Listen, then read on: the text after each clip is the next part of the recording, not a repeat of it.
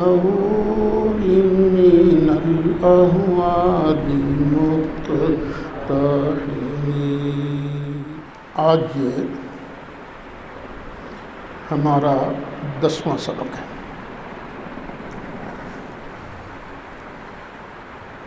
ایاک نستعین پر گفتگو ہو رہی تھی۔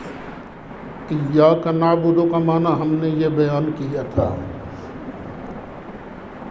کہ مالک واجب بالذات، مستقل اور غیر محتاج مان کر ہم صرف تیرا کہا مانیں، تیرے ادب آداب بجا لائیں،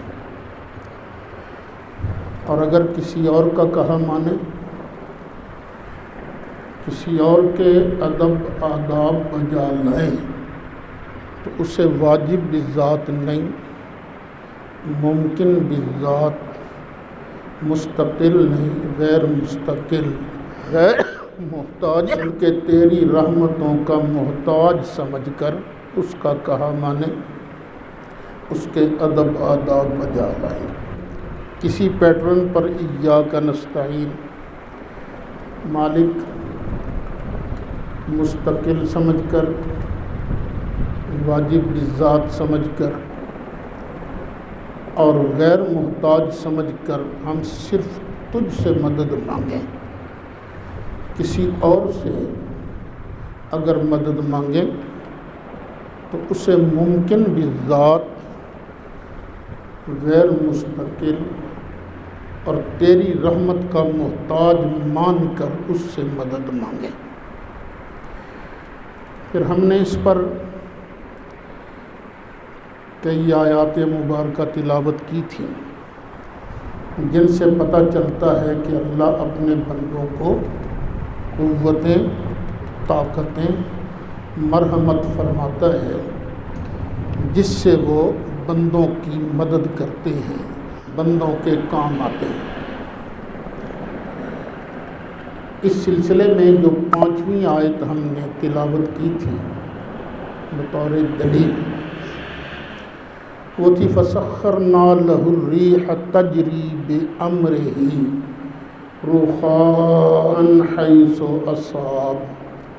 ہم نے ہوا کو حضرت سلیمان کے کنٹرول میں کر دیا تھا، انہی کے حکم سے چلتی تھی، بڑی نرمی کے ساتھ جدھر کو چاہتے تھے۔ اس کی تفسیر میں مودودی صاحب نے جو لکھا ہے وہ بھی سن لیجئے۔ تفہیم القرآن جلد 3 صفحہ 177 پر لکھتے ہیں،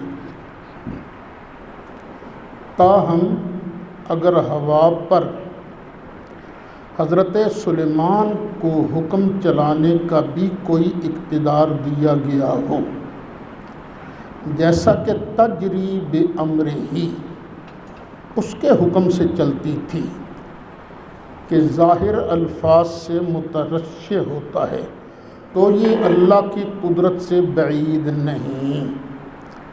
وہ اپنی مملکت کا آپ مالک ہے، اپنے جس بندے کو جو اختیار چاہے دے سکتا ہے۔ اب اگلے الفاظ قابل غور ہیں، جب وہ خود کسی کو کوئی اختیار دے تو ہمارا دل دکھنے کی کوئی وجہ نہیں ہے۔ ایک وہابی عالم ہیں حافظ صلاح الدین یوسف، جنہوں نے قرآن پاک کی ایک مختصر تفسیر لکھی ہے، اور وہی مدینہ منورہ سے چھپتی ہے۔ ہر حاجی کو جب وہ واپس آتا ہے اس کو وہ تفسیر سعودی حکومت کی طرف سے تحفتاً ملتی ہے۔ انہوں نے بھی جو کچھ لکھا ہے وہ بھی سن لیجئے۔ یعنی ہم نے سلیمان کی یہ دعا قبول کر لی، دعا مانگی تھی نا کہ یا اللہ مجھے ایسی بادشاہت دے جو کہ میرے بعد کسی کو نہ ملے، اور ایسی بادشاہی عطا کی جس میں ہوا بھی ان کے ماتحت تھی۔ یہاں ہوا کو نرمی سے چلنے والا بتایا ہے، جبکہ دوسرے مقام پر اسے تند و تیز کہا ہے۔ الانبیاء آیت نمبر 81، جس کا مطلب یہ ہے کہ ہوا پیدائشی قوت کے لحاظ سے تند ہے، لیکن سلیمان علیہ السلام کے لیے اسے نرم کر دیا گیا، یا حسب ضرورت وہ کبھی تند ہوتی کبھی نرم، جس طرح حضرت سلیمان علیہ السلام چاہتے۔ یہ انہوں نے فتح القدیر کے حوالہ سے یہ عبارت نقل کی ہے۔ یہاں سے معلوم ہوا کہ اللہ تعالیٰ اپنے کچھ بندوں کو ایسے اختیارات عطا فرماتا ہے جو اللہ دوسروں کو نہیں دیتا۔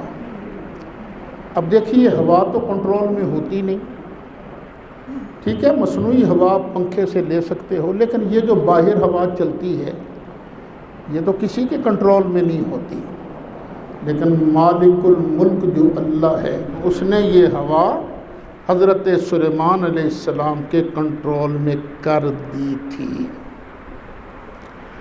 اب ایک اور آیت کریمہ سن لیجئے،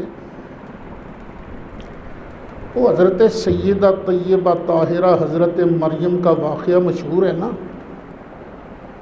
کہ حضرت زکریا علیہ السلام کفالت کرتے تھے، اپنے حجرے میں بند تھیں کہ اچانک جبریل علیہ السلام آ گیا۔ حضرت مریم نے پوچھا تو کون ہے، کیا کرنے آیا ہے؟ تو اس نے آگے سے جواب دیا، انما انا رسول ربک، مریم ڈر نہیں، فکر نہ کر، میں تیرے رب کا بھیجا ہوا فرشتہ ہوں، لِأَهَبَ لَكِ غُلَامًا زَكِيًّا، اور میں اس لیے آیا ہوں تاکہ میں جبریل لِأَهَبَ لَكِ غُلَامًا زَكِيًّا، میں تمہیں ایک ستھرا بیٹا عطا کر دوں۔ 16واں پارہ ہے، سورہ مریم ہے، آیت نمبر 19 ہے۔ اچھا، اس آیت سے معلوم ہوا کہ جبریل علیہ السلام حضرت مریم کو ایک پاکیزہ لڑکا دینے تشریف لائے تھے، اور وہ پاکیزہ لڑکا کون ہے؟ حضرت عیسیٰ علیہ السلام۔ یہ یاد رکھیے گا کہ جناب عیسیٰ کو قرآن نے غلامً زکیہ کہا ہے، لیکن مرزا غلام احمد قادیانی کہتا ہے کہ جناب عیسیٰ کی کئی دادیاں اور کئی نانیاں بازاری عورتیں تھیں، کنجریاں تھیں، کنجریوں سے اپنے سر کی مالش کرایا کرتے تھے۔ ہم مرزا کی مانیں گے یا اللہ کی مانیں گے؟ اللہ کہتا ہے پاکیزہ صاف ستھرا بیٹا عطا کرنے آیا ہوں، یہ جبریل علیہ السلام نے کہا۔ اچھا، پھر جبریل علیہ السلام نے کیا کیا؟ تھوڑا سا دور تھے نا کھڑے حضرت مریم سے، بس یوں ہی کیا، حضرت مریم کی طرف منہ کر کے بس پھونک ہی ماری۔ تفسیر ابن جریر جلد 16 صفحہ 48، جبریل علیہ السلام کی پھونک کی وجہ سے حضرت عیسیٰ علیہ السلام سیدہ مریم کے بطن اقدس میں تشریف فرما ہو گئے۔ اب عادت کیا ہے؟ پھونک مارنے سے کبھی بیٹا ماں کے پیٹ میں نہیں آتا، صرف پھونک ہی مارتے رہو، شو شو شو کرتے رہو، کیا ماں کے پیٹ میں بیٹا آ جاتا ہے؟ نہیں، لیکن اللہ وحدہ لا شریک نے جبریل علیہ السلام کی پھونک میں اتنا اثر رکھ دیا تھا کہ بغیر کسی مرد کے ہاتھ لگانے کے مریم رضی اللہ تعالی عنہا یہ صرف نفخ جبریل کی وجہ سے ہی حاملہ ہو گئی۔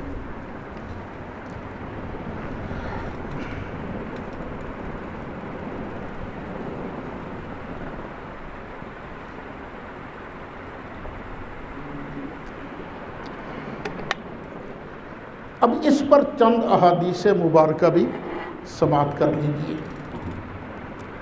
بڑی مشہور حدیثیں ہیں، یہ آپ نے اکثر علماء سے واعظ کے اندر حدیثیں سنی ہیں۔ حضرت سیدنا جابر رضی اللہ عنہ آپ فرماتے ہیں کہ حدیبیہ کے دن ہمارے پاس پانی ختم ہو گیا۔ ہم نے نبی کریم علیہ السلام کی بارگاہ میں عرض کی تو نبی کریم علیہ السلام نے جو پانی کا پیالہ پڑا ہوا تھا نا، اس میں یوں کر کے اپنا ہاتھ مبارک رکھ دیا۔ ہاتھ مبارک رکھا تو ہوا کیا؟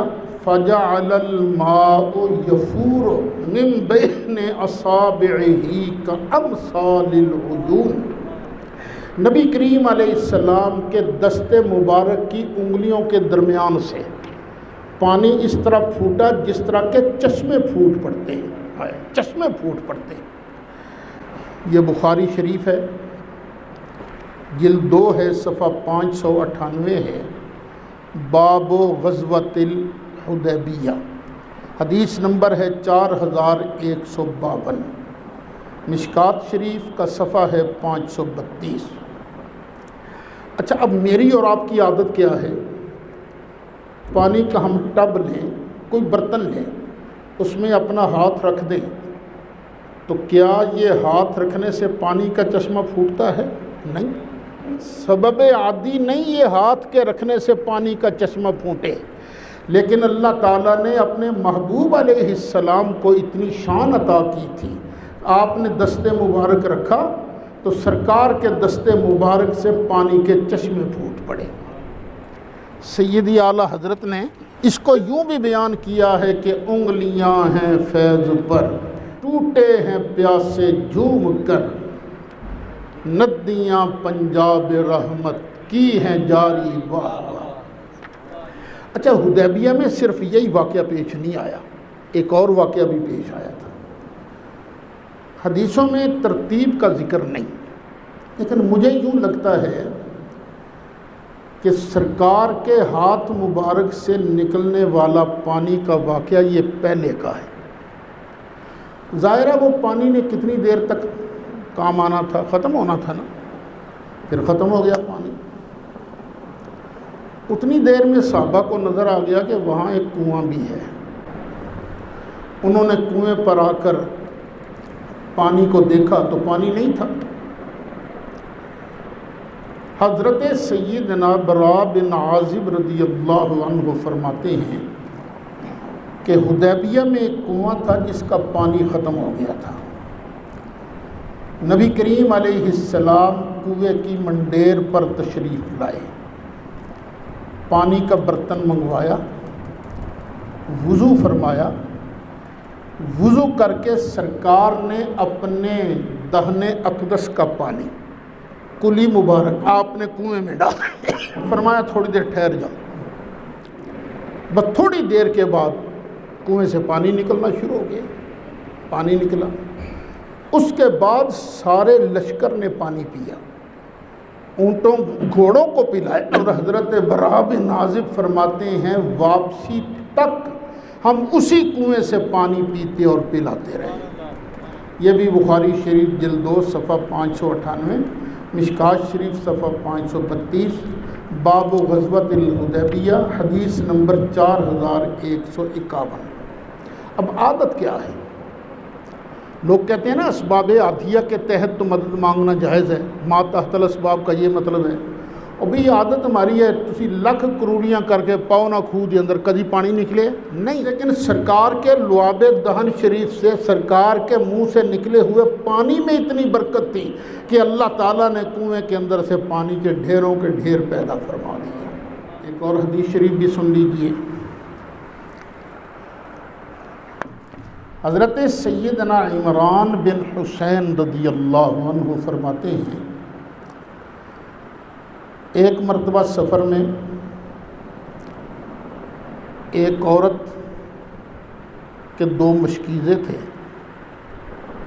اس پر سرکار نے کچھ پڑھ کے دم کر دیے، پھر سارے ساتھیوں کو کہا لو بھی ان مشکیزوں کا پانی پیو۔ سب ساتھیوں نے پانی پیا، برتن بھر لیے، لیکن اللہ کی شان ان مشکیزوں میں سے ایک قطرہ پانی کا کم نہ ہوا۔ یہ خلاصہ بیان کیا ہے، یہ بھی بخاری شریف ہے، جلد 1 ہے، صفحہ 49 ہے، کتاب التیمم کے اندر یہ حدیث موجود ہے۔ ایک اور حدیث شریف سن لیجیے۔ حضرت یزید بن ابی عبیدہ فرماتے ہیں کہ میں نے حضرت سلمہ بن اکوع کی پنڈلی میں چوٹ کا نشان دیکھا۔ میں نے پوچھا ابو مسلم یہ کیسی چوٹ ہے؟ تو انہوں نے جواب دیا کہ یہ چوٹ مجھے خیبر کے دن لگی تھی، جس کی وجہ سے لوگوں نے یہاں تک کہہ دیا کہ سلمہ کا انتقال ہو گیا، اتنی شدید چوٹ تھی۔ فَأَتَيْتُ النَّبِيَّ صلی اللہ علیہ وسلم، پھر میں نبی کریم علیہ السلام کی بارگاہ میں حاضر ہوا۔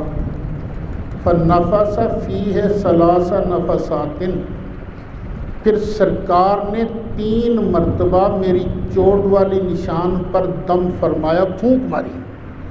فَمَشْتَكَيْتُهَا حَتَّى السَّاعَةِ، بس سرکار کی پھونک مبارک کا لگنا تھا کہ اس وقت سے لے کر آج تک مجھے کبھی تکلیف محسوس ہی نہیں ہوئی ہے۔ تو بتائیے وہ کراچی والے مفتی صاحب کی کون سنیں جو یہ کہتے ہیں کہ نہیں یا کا نستعین، یا اللہ مدد چلے گا، یا رسول اللہ مدد نہیں چلے گا، یہ شرک ہے۔ کون سنے گا بھئی آپ کی؟ شرک ہر جگہ شرک ہوتا ہے، یہ یاد رکھنا۔ کبھی مفتی صاحب اور ہم آمنے سامنے بیٹھے تو یہ مسئلہ بھی کلیئر ہو جائے گا۔ حدیث نمبر 5، ایک صحابی ہیں جن کا نام ہے عبداللہ بن عتیق، موٹے کاف سے نہیں، چھوٹے کاف سے عتیق۔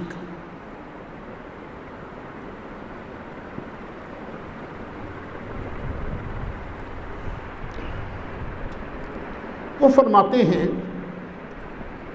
کہ جب میں ابو رافع یہودی کو قتل کر کے واپس آ رہا تھا،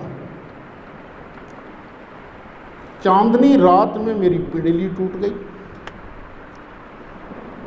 میں نے اپنا امامہ اتارا اور کس کرنا اپنی پنڈلی کو باندھ لیا۔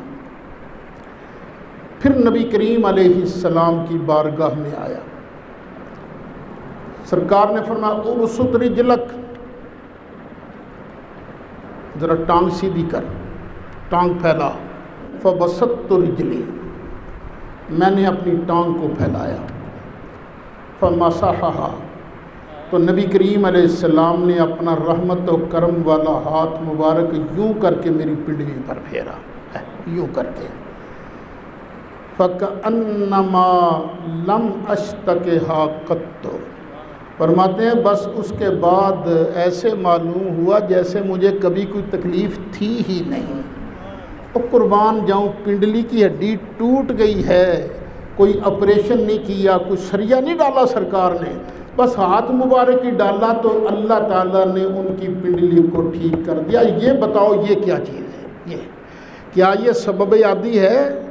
میرا اپنا گھٹنا مسئلہ بن گیا، میں لاکھ ہاتھ پھیرتا رہا، دباتا رہا، لڑکوں کا ہاتھ دباؤ یار، کبھی کسی کے دبانے سے، ہاتھ لگانے سے میرا گھٹنا تو ٹھیک نہیں ہوا۔ لیکن قربان جائیں اپنے آقا نبی کریم علیہ السلام کی عظمتوں کہ پنڈلی کی ہڈی ٹوٹ گئی، سرکار نے ہاتھ مبارک لگایا تو اللہ تعالیٰ نے شفا عطا فرما دی۔ ایک اور حدیث شریف سن لیجیے۔ حضرت سیدنا ابو ہریرہ رضی اللہ عنہ، اچھا سب سے زیادہ احادیث مبارکہ ان سے مروی ہے۔ لوگوں نے کہا ابو ہریرہ تو حدیثیں بڑی بیان کرتا ہے۔ انہوں نے آگے سے فرمایا اصل بات یہ ہے کہ پہلے میں نے حدیث سنتا تھا بھول جاتا تھا، پھر ایک دن میں نبی کریم علیہ السلام کی بارگاہ میں حاضر ہوا، میں نے عرض کیا کہ میں آپ سے حدیثیں بڑی سنتا ہوں لیکن بھول جاتا ہوں۔ تو سرکار نے فرمایا ابسط رداءک، چل اپنی چادر پھیلا۔ میں نے چادر پھیلا دی۔ سرکار نے پتہ کیا کیا؟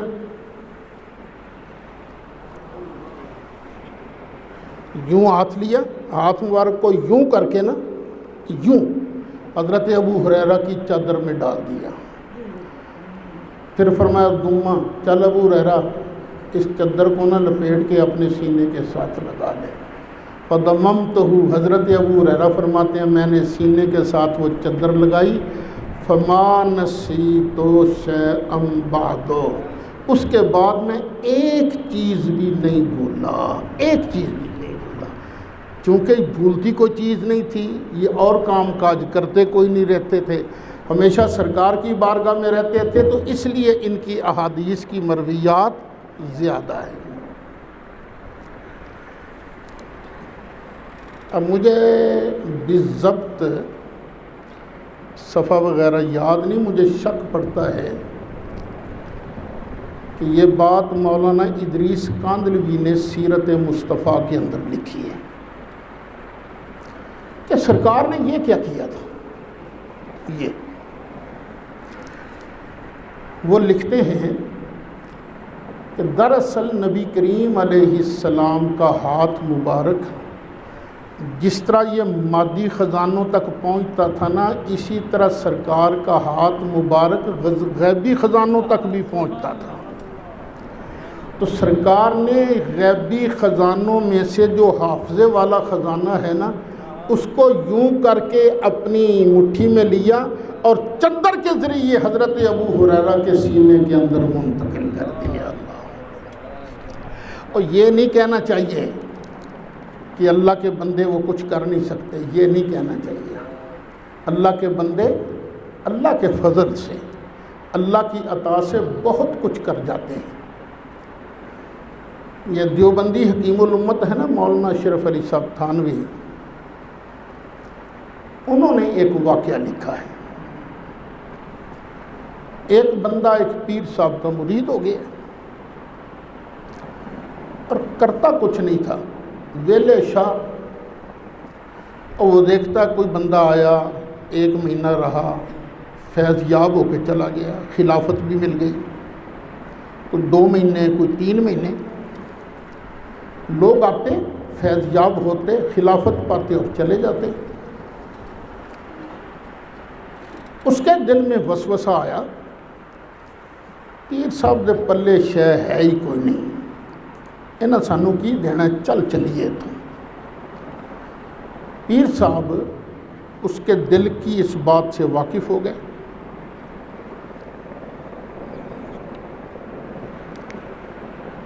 پیر صاحب نے فرمایا اے بات سن، ایک نا پانی کا ٹب لے لے اور ایک پچکاری بھی لے لے، ٹھیک ہے حضور، اور یہ جو ہماری خانقاہ کا دروازہ ہے نا اس پہ رکھ دینا، ٹھیک ہے حضور۔ اس نے ایسے کیا۔ دوسرا دن جب شروع ہوا تو پیر صاحب دروازے پر بیٹھ گیا، اور وہ دروازہ تھا بالکل عام رستے پر، لوگ آتے جاتے، سینکڑوں کے گروہ آتے۔ اب انہوں نے پچکاری میں پانی بھرا، جو بھی گروہ آتا، ہندو سکھ مسلمان، وہ یوں پچکاری سے نہ سب پر پانی ڈالتے، جس بندے پر ایک بھی قطرہ گر جاتا تھا وہ کہہ دیتا لا الہ الا اللہ محمد الرسول اللہ۔ جب تک وہ ختم نہیں ہو گیا، پیر صاحب نے اس دن بس کلمے ہی پڑھائے، لوگوں سے کلمے ہی پڑھائے۔ اور جب پانی وانی ختم ہو گیا تو پیر صاحب اٹھے اور فرمان لگے اے کاکا گل سن، لگ گیا ہی نہ پتا تیرے پیر چ پاور ہے کہ نہیں ہے، پر پتر تینوں میں خلافت انج نہیں دینی، تیرے کو تو میں چکی پسواواں گا، جنی دیر تک کچھ کرے گا نہیں تینوں بھی کچھ نہیں لبنا، تیرا پیر ہے کاریگر۔ یعنی مطلب ہے کہ اپنی باری آئے تو یار اپنے پیروں کے اندر تم اتنی پاور مان لیتے ہو۔ حفاظات یومیہ کے اندر یہ موجود ہے۔ اس موضوع پر کہ اللہ تعالیٰ نے اپنے محبوب علیہ السلام کو کتنی پاوریں دی ہیں، ابا جی قبلہ کی بڑی شاندار کتاب ہے البرہان، اس کا مطالعہ آپ کریں گے تو آپ پر بہت سی احادیث اور بھی روشن ہو جائیں گی۔ سرکار کی آنکھ مبارک کا کمال، سرکار کے ہاتھ مبارک کا کمال، سرکار کے پسینہ مبارکہ کا کمال، وہ سارے بڑی شاندار کتاب ہے۔ تو اللہ تعالیٰ مطالعہ کی توفیق دے، جس کے پاس نہ ہو اس کو مل بھی سکتی ہے کتاب، مجھے بتا دیجیے گا تو میں منگوا کے انشاءاللہ آپ کی خدمت میں پیش کر دوں۔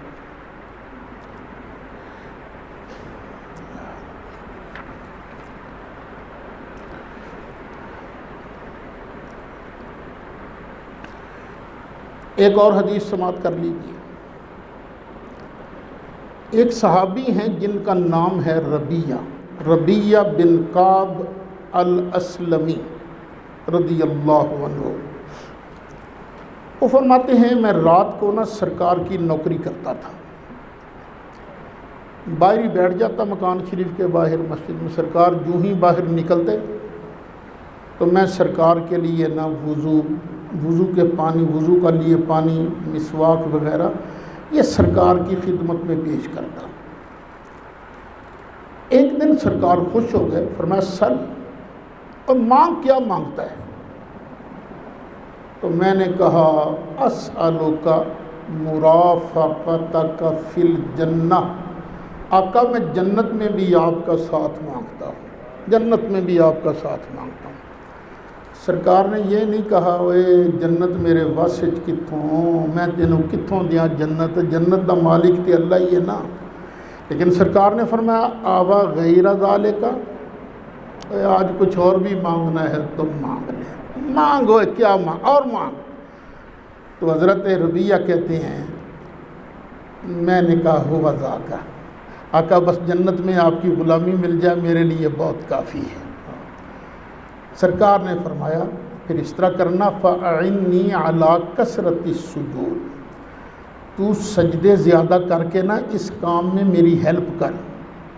کہیں اللہ یہ نہ کہہ دے، مطلب کیا نکلا، اللہ یہ نہ کہہ دے محبوبہ تو جنت بھی انہوں دیتی جڑا سجدہ ہی نہیں سی کرتا ہے۔ فرمایا نہیں، أَعِنِّي عَلَىٰ نَفْسِكَ بِكَثْرَةِ السُّجُودِ۔ یہ مسلم شریف ہے، جلد پہلی ہے، صفحہ 72 ہے، باب فضل السجود والحث علیہ، حدیث نمبر 1093۔ ایک بزرگ گزرے ہیں دہلی کے، جن کا نام ہے حضرت شاہ عبدالحق محدث دہلوی رحمۃ اللہ علیہ۔ ہندوستان میں سب سے پہلے علم حدیث لے کر یہ تشریف لائے۔ تھانوی صاحب نے لکھا ہے کسی جگہ افادات کے اندر، یہ پہلے رہتے تھے مدینہ شریف۔ ایک دن سرکار خواب میں تشریف لائے، فرمایا عبدالحق ہندوستان کے شہر دلی چلا جا اور وہاں جا کے میرے دین کی خدمت کر۔ حضرت شاہ عبدالحق صاحب اٹھے، خوش بڑے کہ واہ آج تو سرکار نے کرم کر دیا، زیارت بخشی۔ لیکن دل میں ایک احساس بھی تھا کہ ہائے اب مجھ سے مدینہ شریف چھوٹ جائے گا، یہ احساس بھی تھا۔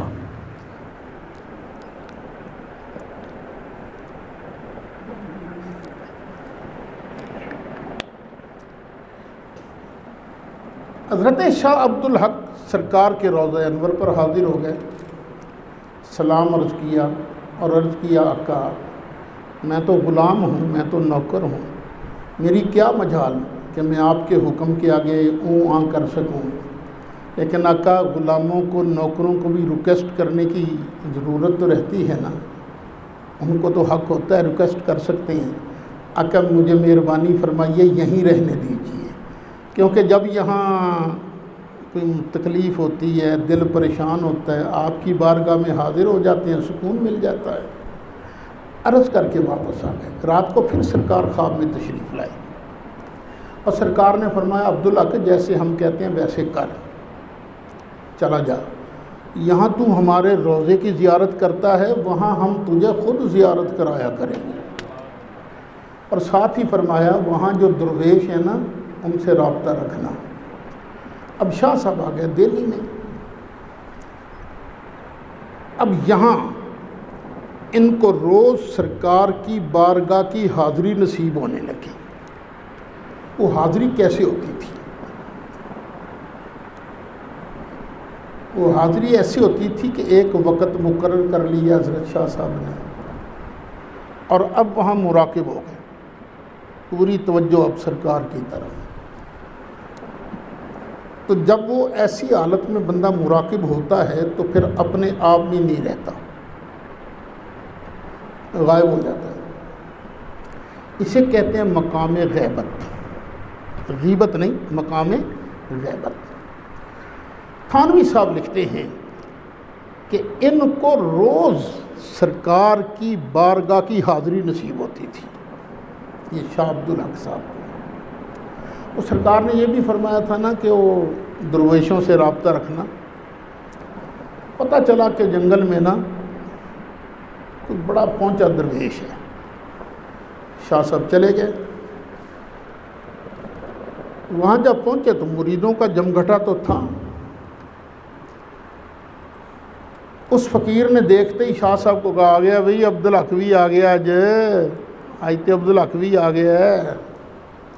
اور تھا وہ بھنگی، وہ نہیں بھنگ پینے والے،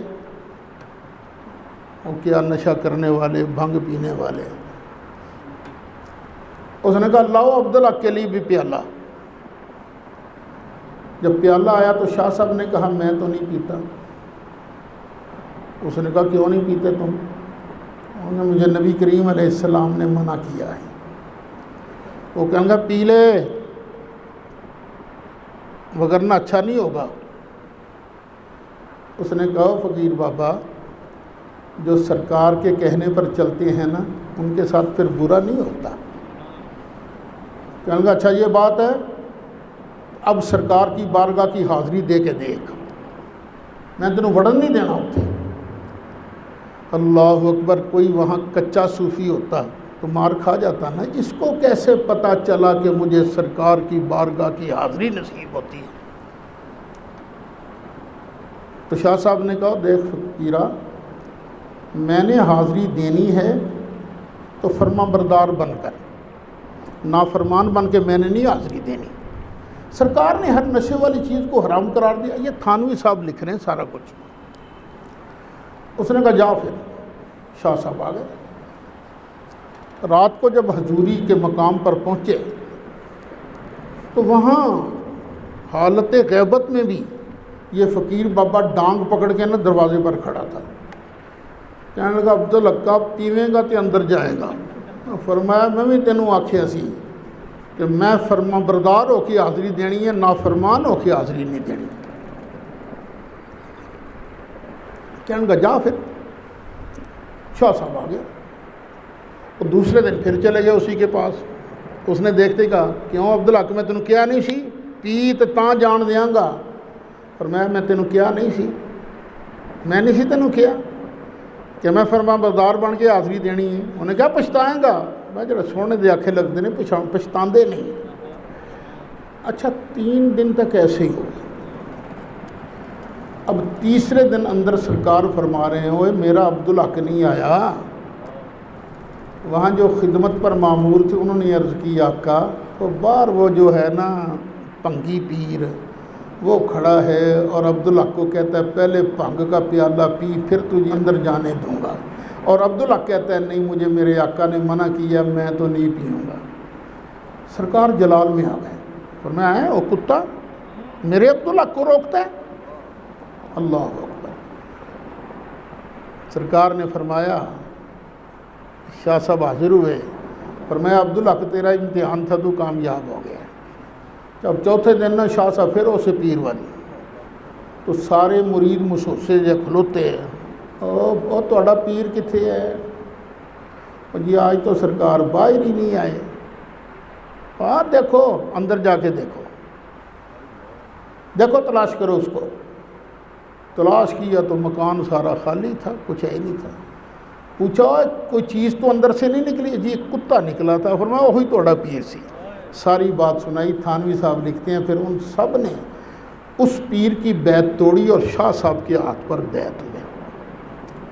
یہ اتنا بڑا آدمی ہے شاہ عبدالحق محدث دہلوی، جن کی بات کو مشہور غیر مقلد عالم نواب صدیق حسن خان بھوپالی نے مسک الختام کے اندر بھی نقل کیا ہے اسی بات کو۔ سرکار نے کیا فرمایا تھا؟ سل، حضرت ربیہ سے کیا کہا تھا؟ سل، مانگ۔ کیا چیز مانگ؟ یہ نہیں فرمایا تھا، یہ نہیں کہا تھا مانگ جنیاں بکریاں چاہیے، نہیں مانگ جنہیں اونٹ چاہیے، مانگ کنے پیسے چاہیے، مانگ کنی حکومت چاہیے، یہ نہیں کہا، بلکہ فرمایا سل، مانگ مطلقاً رکھا۔ اس کا مطلب کیا ہے کہ اللہ تعالیٰ نے ساری خدائی مصطفیٰ کے ہاتھ میں کر دیا ہے، جس کو جو چاہے مصطفیٰ کریم علیہ السلام عطا فرما دے۔ علامہ شبیر احمد عثمانی، علماء دیوبند ان کو شیخ الاسلام کہتے ہیں، انہوں نے مسلم شریف کی جو شرح لکھی ہے، مرکات ملا علی قاری کی جو ہے نا شرح مشکات مرکات، اس کے حوالے سے لکھتے ہیں وَيُؤْخَذُ مِنْ إِطْلَاقِهِ عَلَيْهِ السَّلَامُ الْأَمْرُ بِالسُّؤَالِ أَنَّ اللَّهَ تَعَالَى مَكَّنَهُ مِنْ إِعْطَاءِ كُلِّ مَا أَرَادَ مِنْ خَزَائِنِ الْحَقِّ۔ کہ یہ جو سرکار نے مطلقاً فرمایا نا مانگ، اس سے پتہ چلتا ہے کہ اللہ تعالیٰ نے اپنے خزانوں میں سے مصطفیٰ علیہ السلام کو ہر چیز عطا کر دی ہے، جو بھی سرکار چاہتے عطا فرما دیتے ہیں۔ وَمِن ثم، اسی وجہ سے عَدَّ أَئِمَّتُنَا مِنْ خَصَائِصِهِ علیہ السلام، ہمارے ائمہ نے نبی کریم علیہ السلام کا ایک خاصہ یہ بیان کیا ہے کہ انہو یخص من شاء بما شاء، سرکار جو چاہتے جس کو چاہتے عطا فرما دیتے تھے۔ کَجَعْلِهِ شَهَادَةَ خُزَیمَةَ بْنِ ثابت بِشَهَادَتَيْن، اس کی مثال بھی دی جس طرح نبی کریم علیہ السلام نے حضرت خزیمہ کے بارے فرمایا تھا، اور ویسے تو ہر کیس میں 2 گواہوں کی ضرورت ہے، لیکن میرا خزیمہ جب اکیلا کسی مسئلے میں گواہ بن کے آ جائے، اس ایک کی گواہی کو 2 گواہیوں کے برابر تسلیم کر کے فیصلہ اس کی گواہی کے مطابق کر دینا۔ یہ حدیث بخاری شریف کے اندر ہے، یعنی نبی کریم علیہ السلام کو اللہ نے یہ خاصہ بھی عطا فرمایا تھا۔ وَذَكَرَ ابن سبع فی خصائصہ، محدث ابن سبع نے اپنی کتاب ہے نا خصائص، اور اوروں میں لکھا ان اللہ تعالیٰ اقتہ ارض الجنہ، کہ نبی کریم علیہ السلام کو اللہ نے جنت کی زمین کا وارث بنا دیا ہے۔ یعطی منہا ما شاء لمن شاء، یہ نبی کریم علیہ السلام جس کو چاہتے جتنی چاہتے جنت عطا فرما دیتے تھے۔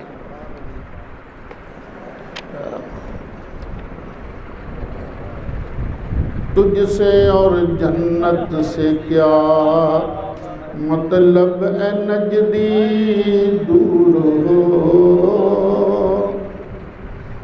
تجھ سے اور جنت سے کیا مطلب اے نجدی دور ہو،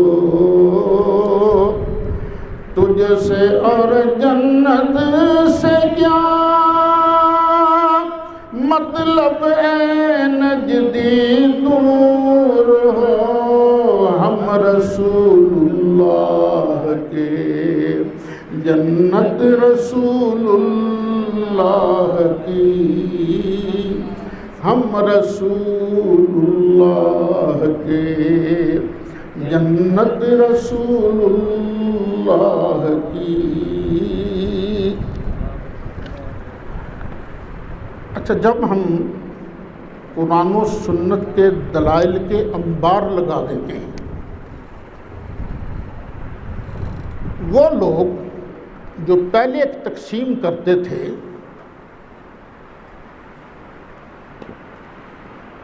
ما فوق الاسباب اور ما تحت الاسباب کی، وہ اس تقسیم سے تو ہو جاتے ہیں دستبردار۔ وہ کہتے ہیں نہیں، زندوں سے مدد مانگنا جائز ہے، اصحاب قبور سے، مردوں سے مدد مانگنا یہ شرک ہے۔ لو جی تان یہیں پر آن کے ٹوٹتی ہے، زندوں سے مدد مانگی جا سکتی ہے، قبر والوں سے مدد نہیں مانگی جا سکتی۔ اب کیا کہہ سکتے ہیں جو لوگ یہ شرک کا فتویٰ لگاتے ہیں؟ نہ تو ان کو شرک کی صحیح تعریف آتی ہے، ڈیفینیشن یہ کیا ہے شرک، نہ تو اس کا پتہ ہے، نہ ہی وہ کتاب و سنت سے واقف نظر آتے ہیں۔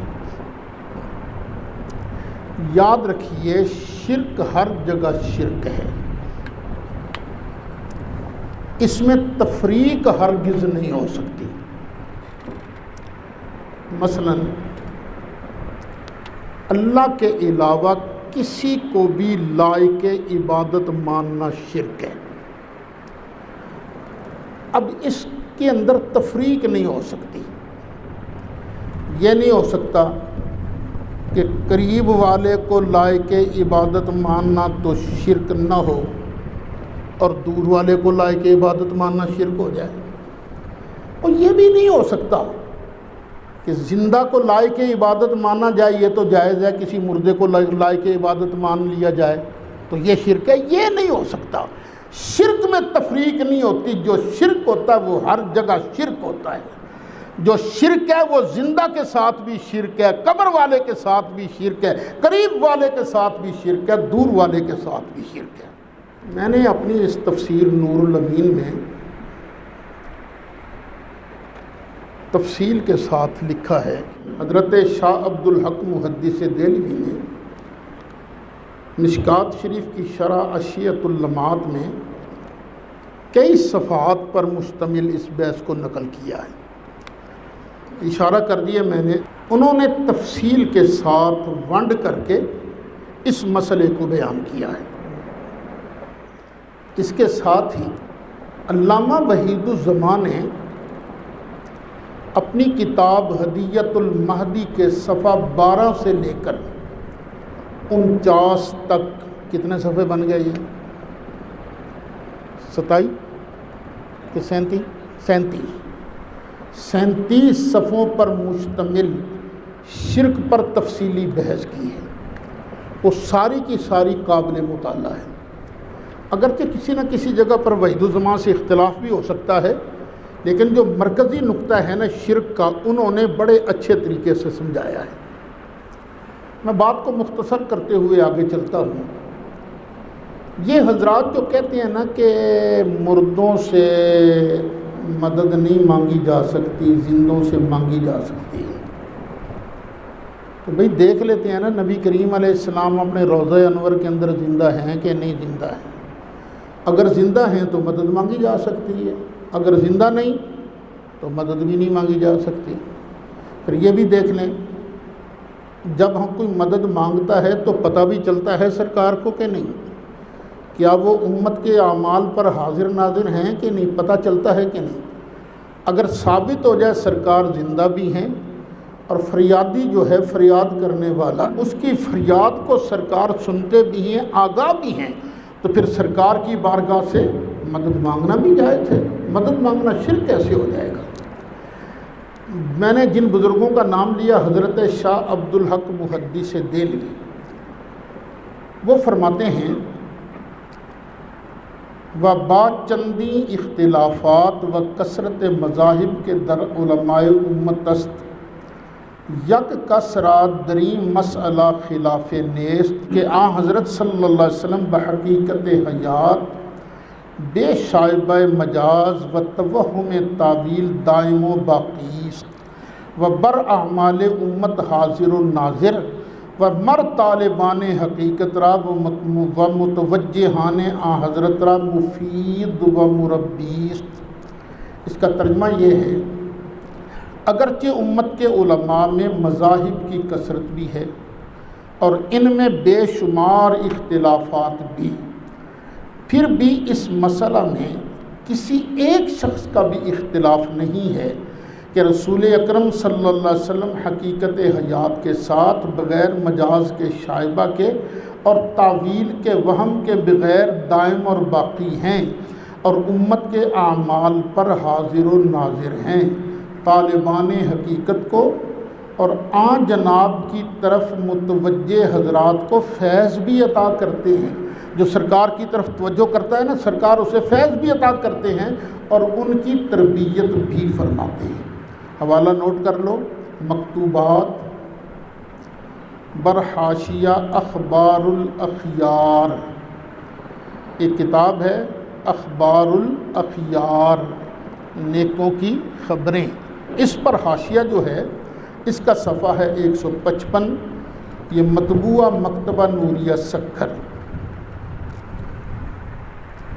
اچھا، حضرت شیخ کی اس عبارت سے معلوم ہوا کہ نبی کریم علیہ السلام زندہ بھی ہیں، امت کے احوال سے واقف بھی ہیں، اور جو سرکار کی بارگاہ میں فیض لینے کے لیے توجہ کرتا ہے، سرکار اس کو فیض بھی دیتے ہیں اور تربیت بھی فرماتے ہیں۔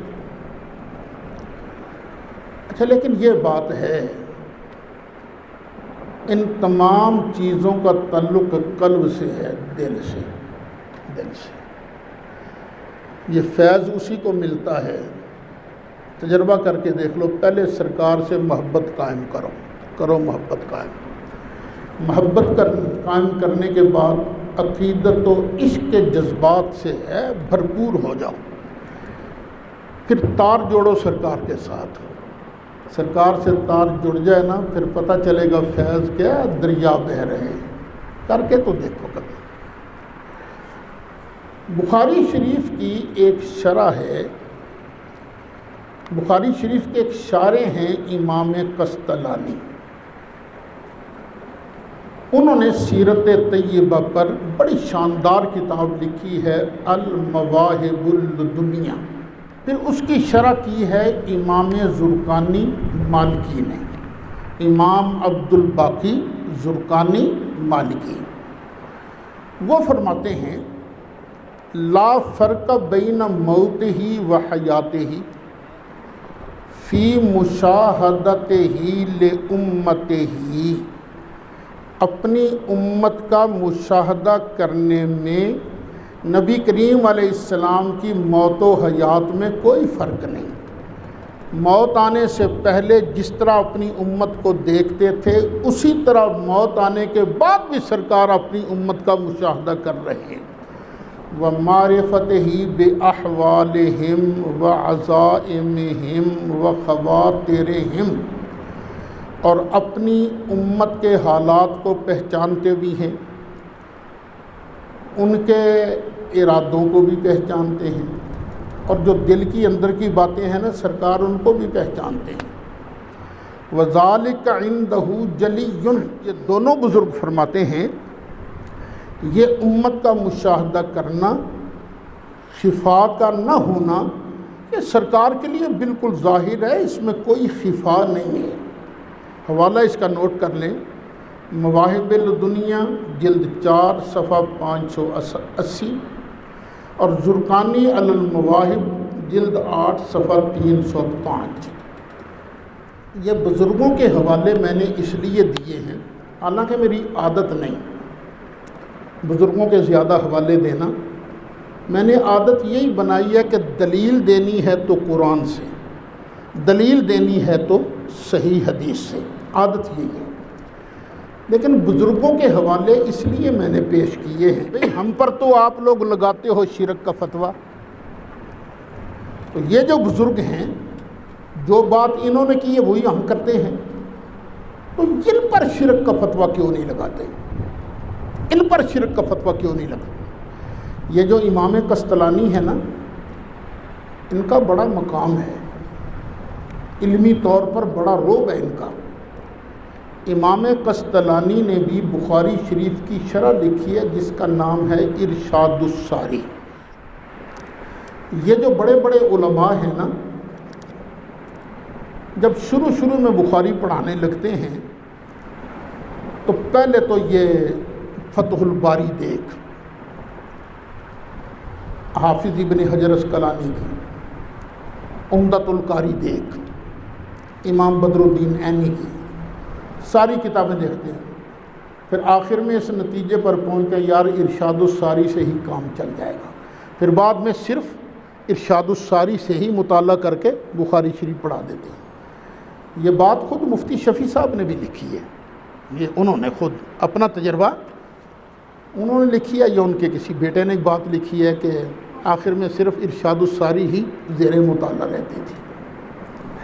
مطلب یہ ہے کہ اگر ہم مشرک ہیں تو یہ بھی مشرک، اگر یہ مشرک نہیں ہے امام قسطلانی، امام زرقانی یہ مسلمانوں کے مسلمہ امام ہیں، تو بھئی پھر ہم غریبوں پر بھی رحم کرو، ہمیں خام خواہ مشرک کیوں بناتے ہو؟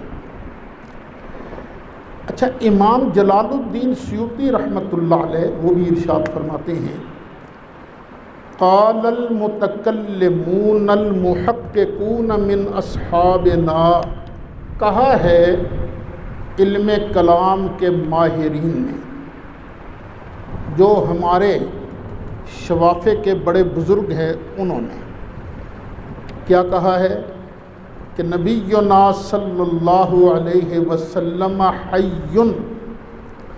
بعد وفاتہ، کہ نبی کریم علیہ السلام اپنی وفات شریف کے بعد بھی زندہ ہیں، وَإِنَّهُ يَسُرُّ بِطَاعَاتِ أُمَّتِهِ، اور نبی کریم علیہ السلام اپنی امت کی نیکیوں کو دیکھ کر خوش ہوتے ہیں۔ اگر زندہ نہیں تو خوش کیسے ہو گئے؟ اگر سرکار نیکیاں دیکھ نہیں رہے، میرا ایمان ہے سرکار اس وقت بھی ہمیں دیکھ رہے ہیں اور خوش ہو رہے ہیں کہ واہ میرے قرآن کی تعلیم کا سلسلہ جاری ہے۔ نبی کریم علیہ السلام اپنی امت کی نیکیوں کو دیکھ کر خوش ہوتے ہیں۔ وَيَحْزُنُ بِمَعَاصِي الْعُصَاةِ مِنْهُمْ، اور سرکار اپنی امت کے گناہ گاروں کے گناہ دیکھتے ہیں تو سرکار غم زدہ بھی ہوتے ہیں۔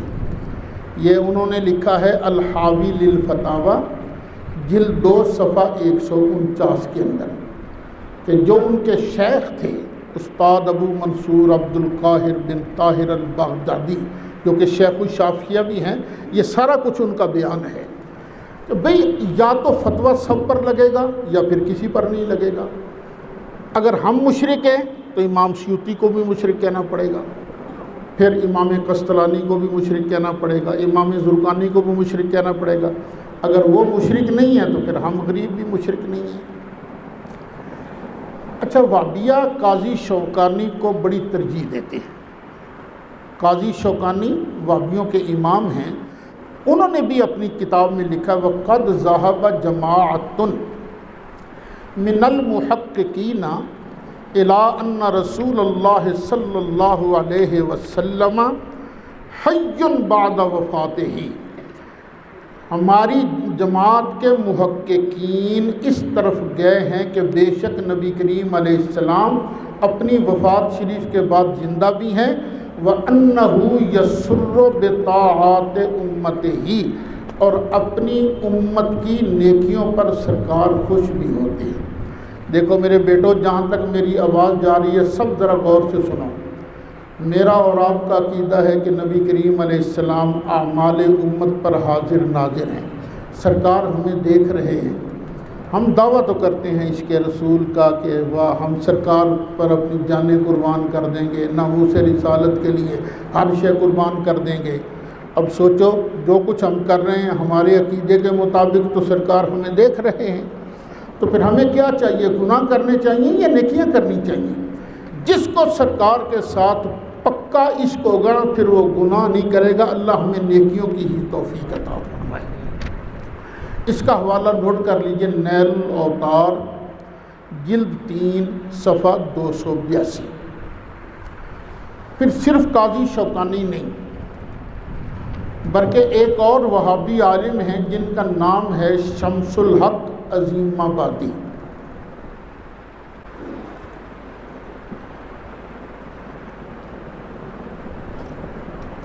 انہوں نے ابو داود شریف کی شرح لکھی ہے جس کا نام ہے عون المعبود۔